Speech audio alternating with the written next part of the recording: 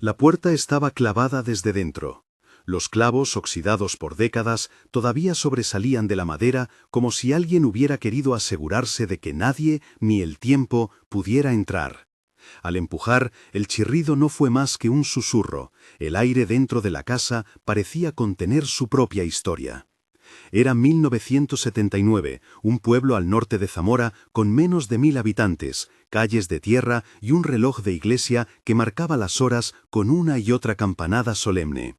Y allí, en esa casa familiar de 2 plantas con fachada de piedra desgastada por el sol castellano, vivían 2 hermanas que nadie recordaba ver desde los años 30.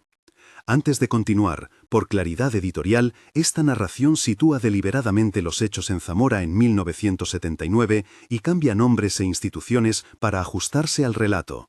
Se trata de una adaptación basada en registros y testimonios. Cuando cito fechas o decisiones judiciales, lo hago según los documentos consultados o las referencias que forman parte del expediente, algunas de las cuales permanecen cerradas al público. No es mi intención crear ficción disfrazada de realidad, sino reconstruir una historia con las herramientas que la investigación permite cuando los archivos oficiales permanecen bloqueados. Lo que sigue es el resultado de meses de trabajo, de conversaciones susurradas en cafeterías del pueblo y de paciencia ante las puertas cerradas de los juzgados.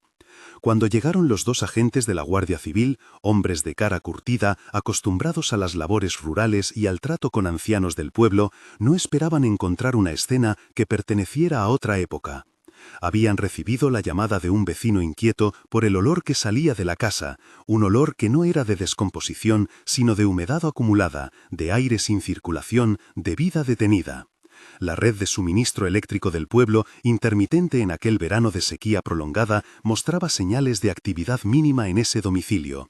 Una bombilla tenue que parpadeaba en las noches, un reloj de pared parado en la misma hora durante años y las facturas de la luz pagadas en orden, como si alguien desde dentro mantuviera un hilo con el exterior sin romperlo jamás. Al forzar la entrada, después de varios intentos y con la ayuda de herramientas que tuvieron que traer del cuartel, los agentes hallaron a las hermanas sentadas ante una mesa polvorienta como 2 figuras congeladas en una fotografía antigua. Llevaban ropa de décadas anteriores, vestidos oscuros con encajes que habían sido elegantes en los años 40. Sus manos, arrugadas pero firmes, reposaban encima de un cuaderno abierto cuyas páginas amarillentas contrastaban con la oscuridad del resto de la habitación. Las ventanas estaban cerradas con tablones clavados desde dentro, los postigos sellados, ni una rendija dejaba pasar la luz del día. El ambiente era frío, irrespirable, como si el tiempo mismo se hubiera detenido en algún momento indeterminado del pasado. No fue el polvo, ni la luz, lo que instintivamente reclamó la atención de los que entraron. Fue el orden. Había una calma instrumentada, deliberada, casi litúrgica. Todo estaba en su lugar, los platos limpios apilados en la alacena, las sillas alineadas con precisión geométrica, el suelo barrido con esmero pese a la penumbra perpetua. La mayor de las hermanas habló con voz baja y sin apremio cuando se le pidió que se moviera. Explicarían lo que había pasado, no con confusión, sino con una tranquilidad que asustó más que cualquier gesto violento. Habían decidido, dijo ella, mientras miraba directamente a los ojos de la gente más joven, quedarse dentro. Habían sellado la casa desde dentro, de manera voluntaria, muchos años atrás. Lo hicieron para mantener contenido, algo que su padre, profesor e investigador de nombre respetado en la comarca, había pasado la vida documentando en un cuaderno repleto de fechas, nombres y notas meticulosas sobre muertes que se repetían en la línea familiar con una precisión inquietante. Cuando tomé conocimiento del caso y empecé a revisar los documentos que se permitieron ver en el pueblo y las notas que algunos funcionarios compartieron fuera del expediente oficial, siempre con la condición del anonimato, la primera dificultad apareció en forma de papeles cerrados. A las 72 horas del hallazgo, según consta en el registro judicial que pude consultar de manera fragmentaria, el expediente fue sellado por orden del juzgado de primera instancia. La razón oficial consignada hacía referencia a protección de la intimidad y salvaguarda de terceros. La decisión dejó fuera de acceso público un conjunto de informes, entrevistas y partes médicos que, según quienes trabajaron en el lugar y estuvieron dispuestos a hablar extraoficialmente, contenían aspectos que excedían la mera privacidad. Anotaciones del cuaderno escritas con letra firme y casi científica, testimonios de agentes que confesaban malestar inexplicable y observaciones de facultativos que hoy no se pueden consultar sin autorización especial que nadie parece dispuesto a conceder. Esa cláusula, el sello, la fecha de la orden, el folio del juzgado, marca el punto a partir del cual la historia empieza a depender tanto de lo que los documentos muestran como de lo que el silencio oculta. El cuaderno del padre, que las hermanas mantenían como si fuera un mapa sagrado, un atlas de la tragedia familiar, fue la primera pieza que llamaba a ser verificada. No había en él renglones al azar. Era la labor de una vida dedicada a recopilar patrones, nacimientos, defunciones, observaciones sobre edades y posiciones dentro de la familia, esquemas genealógicos que abarcaban más de 5 generaciones. El profesor Aurelio Altamira, así figura en la mayoría de las referencias locales, hombre de estudios formado en Salamanca, lector voraz de periódicos antiguos, conocido en el pueblo por su minuciosidad casi enfermiza, registró lo que él pensó ver con la metodología de un científico del siglo XIX. Una sucesión de muertes que, a lo largo de generaciones, se producían con una cadencia precisa. No era, decía en los márgenes del cuaderno, una simple coincidencia estadística. Había una recurrencia temporal, una regla invisible que regresaba cada cierto número de años, siempre eligiendo a la hija más joven de la rama afectada y, según anotó con tinta roja en varias entradas, con una preferencia por fechas concretas que se repetían en distintos siglos: el equinoccio de otoño, la luna llena de noviembre, la madrugada del Día de Difuntos. Hablar de cifras concretas en este punto exige cautela y responsabilidad. Los registros municipales que consulté durante semanas de trabajo en el archivo parroquial corroboran que en los libros de defunciones y en los obituarios locales guardados en la hemeroteca provincial existan registros que coinciden con algunos de los nombres anotados en el cuaderno. No obstante, la transformación de esos registros aislados en un patrón coherente forma parte del trabajo interpretativo que hizo el profesor Altamira a lo largo de décadas y que luego heredaron sus hijas como un testamento terrible. En las páginas que pudimos ver, apenas un tercio del contenido total, según me confirmó un funcionario judicial, el cuaderno alternaba datos confirmables, fechas inscritas en libros parroquiales, referencias a defunciones en periódicos de la provincia, certificados médicos pegados con cuidado, con reflexiones personales escritas en los márgenes y diagramas de parentesco que ocupaban páginas enteras. Algunos apuntes más recientes, escritos con la caligrafía temblorosa de una mano envejecida pero todavía legible, muestran que la atención al fenómeno no decayó con el tiempo. Por el contrario, se intensificó hasta convertirse en obsesión. Había una determinación por medir, por anotar con exactitud científica el intervalo entre una muerte y la siguiente, por encontrar una aritmética del dolor que explicara lo que sencillamente parecía insoportable para una mente racional. En una de las páginas que fotografié discretamente antes de que me pidieran dejar el archivo, el profesor había escrito: «La regularidad no miente, los números no inventan. Si hay patrón, hay causa, y si hay causa, debe haber manera de detenerlo». Según la interpretación que las propias hermanas dieron a su aislamiento en las declaraciones iniciales, las únicas que trascendieron antes del sellado, el patrón necesitaba testigos y registro social para encontrar a la próxima víctima.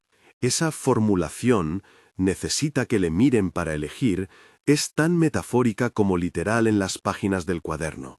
La idea era que el fenómeno, si es que se quiere llamar así sin caer en la tentación de lo sobrenatural, operaba a través de la memoria colectiva y del contacto social. Si la línea familiar entraba en el anonimato total, si nadie daba fe de una presencia viva, si los nombres dejaban de pronunciarse en el pueblo, el mecanismo no parecía capaz de actuar. Era, en cierto modo, una teoría sobre el poder performativo de la observación y el registro. Por eso, en un gesto deliberadamente extremo que muestra tanto valentía como desesperación, las hermanas cerraron la casa en 1947, según los testimonios de vecinos que todavía los recordaban jóvenes, se deshicieron de la correspondencia que pudiera identificarlas ante el mundo exterior.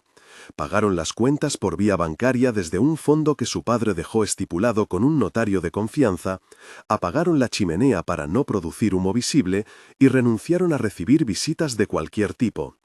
Vivieron a oscuras, con la luz mínima que les permitía conservar el reloj de la cocina funcionando y llevar adelante sus rituales de pago mensual y silencio absoluto.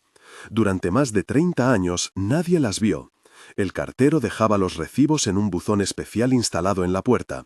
El tendero anotaba deudas que siempre se saldaban por transferencia. Y el pueblo, acostumbrado a las rarezas de las familias antiguas, simplemente dejó de preguntar. La regla apuntada en el cuaderno, tal como la describieron ante los agentes en esa primera conversación tensa y surreal, era fría y precisa como una ecuación matemática. Una periodicidad generacional que seguía una especie de aritmética de parentesco basada en la posición de nacimiento y el género. El número de años entre episodios variaba en las anotaciones del profesor, a veces 18 años, a veces 23, ocasionalmente 29, pero siempre retornaba a la idea de una cadencia heredada que no dependía del calendario gregoriano, sino de ciclos vitales. Lo que más inquietó a quienes revisaron las páginas accesibles fue la insistencia obsesiva en el mismo rasgo. La víctima elegida correspondía siempre, sin excepción en 5 generaciones documentadas, a la hija más joven de la rama familiar en cuestión. No hay en esto una explicación científica en los papeles que pudimos consultar, solo una correlación, trazada meticulosamente por un profesor que buscaba patrones donde otros solo veían el azar cruel de la mortalidad alta en zonas rurales. ¿Coincidencias amplificadas por la mirada de quien busca desesperadamente un sentido? ¿Una familia que se repite en destino por factores genéticos o ambientales no identificados? ¿O algo más profundo que escapa a las categorías que manejamos? Esas son preguntas que el expediente sellado dejó abiertas, colgando en el aire como el polvo de aquella casa. Las notas sobre el fenómeno acústico, lo que en el pueblo acabó llamándose simplemente el knocking, por influencia de relatos que circulaban en revistas de lo paranormal, son las que producen el escalofrío más inmediato, porque describen algo que cualquiera podría reconocer y temer. Un ritmo, 5 golpes secos, 10 segundos exactos de silencio entre cada serie. Una pauta que, según los testimonios recopilados por el profesor y las anotaciones parciales que sobrevivieron al sellado del expediente, comenzó a escucharse con más insistencia a partir del primer ciclo documentado por Aurelio Altamira a finales del siglo XIX. Al principio, los golpes se registraban como un evento infrecuente y fácil de descartar. Una noche al año, quizás, un ruido en la pared que unos adjudicaban a la madera que se contrae con el frío, otros al viento que silba entre las rendijas de las ventanas antiguas. Pero en los apuntes más recientes, ya escritos con la letra temblorosa de las hermanas en sus últimos años de encierro, aparece la descripción de un fenómeno que se hace más persistente, más urgente, casi desesperado. Los golpes se acercan. Escribía una de ellas en una entrada fechada en 1975. Ya no esperan a la medianoche, acortan su paciencia, llaman a todas horas, nos buscan. Pedir a un lector que confíe en esta clase de relatos sin ver los documentos completos, sin escuchar las grabaciones si es que existen, es pedir demasiado.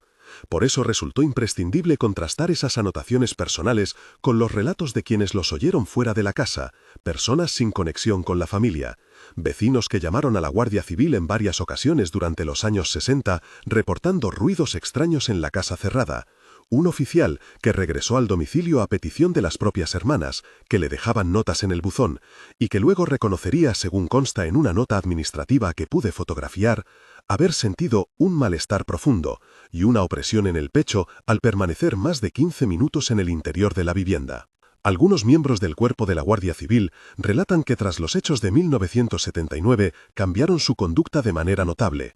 Hubo traslados de destino solicitados con urgencia, confesaron creencias religiosas inesperadas en hombres que habían sido escépticos toda su vida, o sufrieron episodios de ansiedad y pesadillas recurrentes que atribuyeron explícitamente a la exposición prolongada al entorno de esa casa. No es prueba de nada por sí sola, desde luego, pero sí ilumina el efecto psicológico que esa casa, y su silencio pesado, casi tangible, produjo en los que la rondaron. La lógica de la contención que las hermanas asumieron como misión vital era una solución extrema, tal vez la única que, para ellas, y según la teoría heredada de su padre, combinaba responsabilidad familiar con supervivencia personal.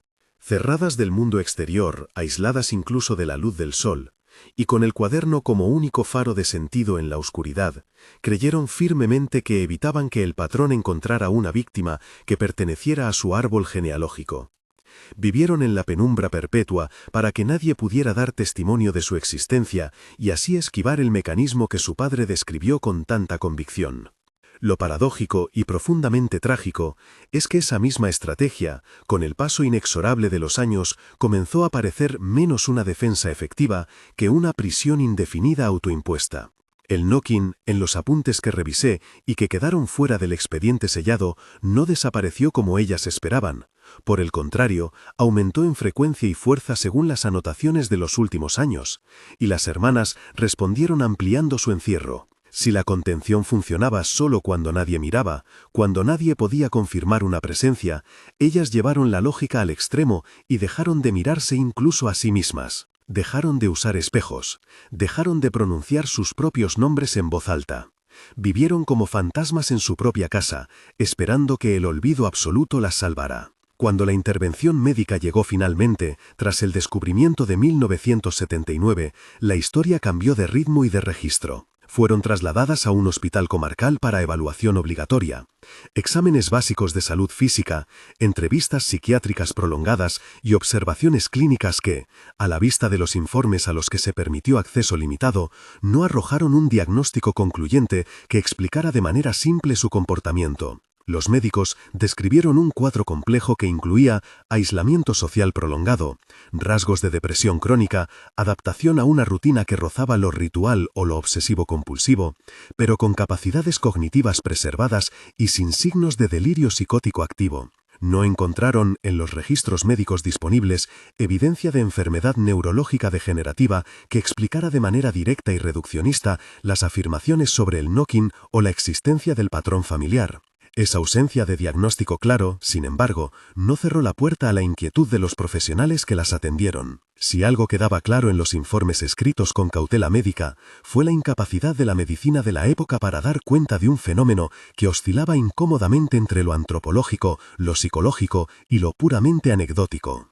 Un psiquiatra anotó, según me contó un funcionario del hospital: «No mienten, creen firmemente lo que dicen, pero creer no es lo mismo que tener razón». Poco después de la evaluación sanitaria y con el informe médico ambiguo en la mano, la vía judicial se empleó para proteger la intimidad de las hermanas y, según la versión oficial que todavía se mantiene, preservar el orden público y evitar el sensacionalismo. En 72 horas exactas, el juzgado de primera instancia dictó el sellado del expediente completo. La orden que pude consultar en resumen, gracias a un abogado que trabajó en el caso, indicaba la clausura inmediata de los documentos, por razones de privacidad y protección de terceros afectados. Una formulación que, en la práctica jurídica, supuso la retirada del acceso público a testimonios más detallados, partes médicos completos y, sobre todo, a las transcripciones integrales de las declaraciones de las hermanas realizadas ante el juez. Fue un acto administrativo rápido, casi urgente, con efectos que hoy son difíciles de medir pero fáciles de intuir. La parte más perturbadora del caso, las páginas donde las hermanas intentaron explicar el mecanismo exacto del patrón, los recortes de prensa antiguos pegados con esmero al cuaderno, las notas manuscritas detalladas sobre el knocking y su evolución temporal, quedó bajo llave en un archivo al que pocos tienen acceso y nadie habla abiertamente. Esa decisión judicial sembró la sospecha en la comunidad local y encendió la curiosidad casi obsesiva de los investigadores que, como yo, intentamos reconstruir la historia a partir de las piezas dispersas que quedaron accesibles. ¿Por qué proteger tanto un archivo? ¿Qué contiene que no pueda ser del dominio público? La respuesta oficial apeló siempre a la dignidad de las afectadas y a la protección de familiares que, según se dijo, solicitaban anonimato para no sufrir estigmatización. Las hipótesis extraoficiales, fuera del papel timbrado, fueron tantas como personas las formulaban. desde el temor comprensible a la estigmatización social de una familia antigua hasta la voluntad institucional de evitar pánicos innecesarios en un pueblo donde los rumores circulan rápido y la superstición tiene raíces profundas. En el pueblo, no obstante, la lectura más práctica y menos oficial fue siempre otra. Había decisiones que la comunidad prefería dejar enterradas, por miedo ancestral o por vergüenza colectiva, y una casa cuyo silencio perturbador costaba mucho olvido. Los efectos a largo plazo del caso alcanzaron incluso a la descendencia dispersa de la familia Altamira. Documentos parciales y testimonios recogidos de manera informal indican que, tras el sellado del expediente, varios miembros de ramas laterales de la familia enfrentaron episodios que escapan, de nuevo, a una explicación sencilla o tranquilizadora. Nietos que reportaron escuchar golpes rítmicos en casas nuevas donde no había nadie. Hijos de primos que describieron sueños compartidos y recurrentes con fechas específicas que, según las coincidencias que pude cotejar con el cuaderno, remitían a los ciclos anotados por el profesor Altamira. Alguna muerte en la genealogía posterior ocurrió fuera del patrón originalmente trazado y en fechas que sorprendieron a quienes conocían la teoría familiar. Esos sucesos inesperados reavivaron la pregunta fundamental. ¿Había sido la contención de las hermanas una solución real o simplemente una reubicación del problema a otra rama del árbol? Alguien, en una entrevista breve realizada en un bar del pueblo y bajo estricta condición de anonimato, me dijo con voz baja: «No lo sellaron por nosotros, lo sellaron porque no sabían qué hacer con lo que había quedado documentado, porque admitir que no entiendes algo es más difícil que cerrarlo y olvidarlo». Esa frase sintetiza la impotencia institucional que, al final, pesa tanto como la propia ley. Lo más inquietante de todo esto no es la posibilidad de una maldición literal en el sentido folclórico, ni la prueba definitiva de un fenómeno inexplicable que desafíe las leyes naturales. Lo más inquietante, lo verdaderamente perturbador, es el coste humano medible y documentable. Una familia que vive bajo la obsesión del registro genealógico. Dos mujeres que renuncian completamente a la vida pública y a toda forma de felicidad por la promesa incierta de salvación, y una comunidad entera que opta por el silencio cómplice. Los efectos psicológicos en agentes que abrieron la puerta de esa casa, traslados urgentes solicitados, cambios súbitos de fe religiosa, síntomas persistentes de estrés postraumático, muestran que esta historia no es solo de dos hermanas y un cuaderno antiguo, sino de cómo un evento inusual puede reconfigurar vidas enteras alrededor del miedo primordial. A lo largo de mi investigación de varios meses, encontré pequeñas certezas documentales y grandes zonas de sombra impenetrable. Pude cotejar algunas fechas del cuaderno con los libros parroquiales conservados en el ayuntamiento. Comprobé que las facturas de la luz, cuando todavía eran documentos palpables en papel, habían sido abonadas puntualmente hasta años recientes, mediante transferencias bancarias gestionadas desde una cuenta vinculada al apellido Altamira. Y hallé, en una conversación confidencial, las notas personales de un médico que, con cautela profesional, anotó su profundo desconcierto por la coherencia interna y la convicción absoluta de las declaraciones de las hermanas. Pero la pieza central del rompecabezas, la explicación completa del mecanismo, según el profesor, el texto íntegro del cuaderno con todos sus diagramas, la transcripción sin censuras de los testimonios finales, fue clasificada y permanece inaccesible. Esto no convierte el fenómeno en verdad comprobada, pero sí impone una realidad ineludible. Hay documentos que existen que fueron producidos por instituciones oficiales y que por decisión judicial no se van a mostrar al público. Entre lo que se ve y lo que deliberadamente se oculta, la historia se sostiene en la angustia permanente de la pregunta sin respuesta. Entre las hipótesis que pueden formularse sin caer en la afirmación fácil de lo sobrenatural, hay tanto interpretaciones sociales como psicosociales que merecen atención seria. Una lectura posible es la de la transmisión intergeneracional de un relato familiar que actúa como profecía autocumplida. Si una familia cree firmemente que cierta posición en la genealogía está marcada por el destino, la conducta de los miembros, la atención médica que reciben y las correlaciones estadísticas interpretadas con sesgo de confirmación pueden favorecer que eso parezca ocurrir. Otra lectura es la de un mecanismo cultural de duelo patológico, un patrón de pérdida y dolor que se transmite de generación en generación y que se legitima peligrosamente con la documentación académica del padre. También existe la posibilidad técnica de que un fenómeno sonoro, perfectamente explicable por causas físicas conocidas, ruidos estructurales de la madera antigua, animales en las paredes, fenómenos acústicos locales amplificados por la arquitectura, haya sido interpretado con un sesgo cognitivo que lo dotó de significado sobrenatural. Todas estas hipótesis merecen estudio riguroso, y ninguna, en mi opinión, excluye completamente a las otras. El relato de las hermanas, su versión articulada de la necesidad de contener, su decisión práctica de pagar la luz desde dentro y su calma perturbadora al declarar ante las autoridades, plantea una cuestión ética profunda. ¿Es el aislamiento autoimpuesto una forma legítima de protección colectiva o una condena injusta para quien lo asume? Ellas defendieron su elección radical como un acto de responsabilidad familiar, renunciaron a la vida, al amor, a la descendencia, para no exponer a otros miembros de la familia al peligro que creían real. Pero la vida que eligieron fue una existencia de vigilancia constante y opresiva, donde incluso los recuerdos más inocentes quedaban sometidos a una economía de pruebas. ¿Quién puede decir con certeza si su sacrificio evitó algo real o si prolongó innecesariamente una narración que, sin testigos, tal vez se habría disuelto en el olvido natural? En el cierre administrativo del archivo, la institución eligió el olvido parcial como respuesta oficial. Esa decisión, sin duda motivada por razones complejas que incluyen la protección legítima de personas y el temor institucional a la reacción social, equivale en la práctica a una forma de enterramiento documental. Lo que no se puede negar es que el silencio institucional transforma lo ocurrido en un enigma aún mayor y más inquietante. Las autoridades no optaron por la exposición total de los hechos, ni por la investigación pública transparente que algunos ciudadanos hubieran esperado. Optaron por el blindaje hermético. Y ese blindaje deja, a quienes buscan comprender desde fuera, solo dos caminos posibles.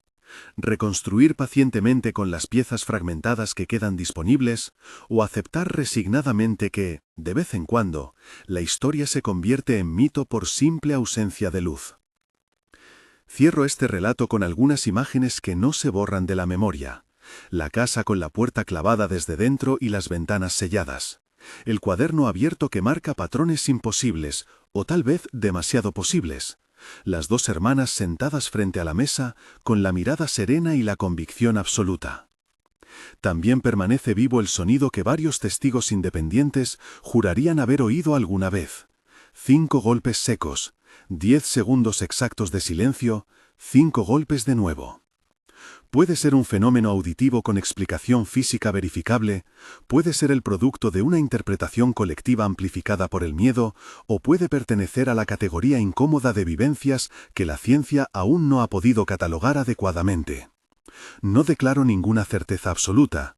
Lo que ofrezco es una reconstrucción documentada hasta donde la ley y los archivos cerrados lo permiten, y una invitación sincera a reflexionar sobre cómo tratamos colectivamente con las narrativas que nos incomodan profundamente. Si esta historia ha hecho que quieras saber más, te invito a dejar tu teoría en los comentarios y a consultar las fuentes que he listado en la descripción del vídeo. Allí encontrarás referencias precisas a los archivos consultados, los recortes de prensa que fueron públicos en su momento y la nota metodológica que explica detalladamente qué documentos se mantuvieron bajo reserva judicial y por qué.